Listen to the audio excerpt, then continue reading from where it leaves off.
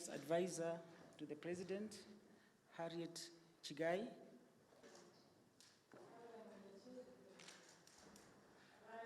Some were deliberating and some were saying, can we use our money? Your Excellency, I am in to address. So these are very important issues that we are addressing. And you sanitary pads from we will enhance the women kitty for NGAF from 2 billion to 3 billion. And that you will also support me and the government in making sure that everybody pays tax. Yeah, Sindio?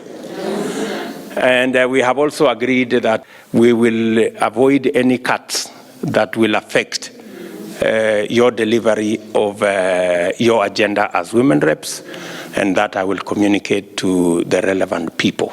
I also want to seek your support in matters to do with teenage pregnancies.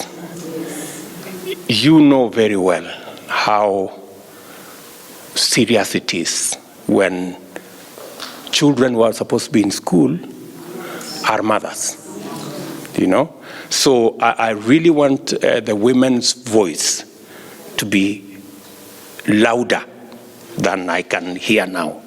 The women reps of Kenya, you need to support your colleagues, you know, who come from areas where there is still a very high prevalence of female genital mutilation.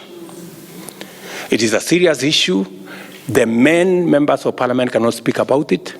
Unfortunately, some women reps cannot speak about it. But we need the voice of women, you know.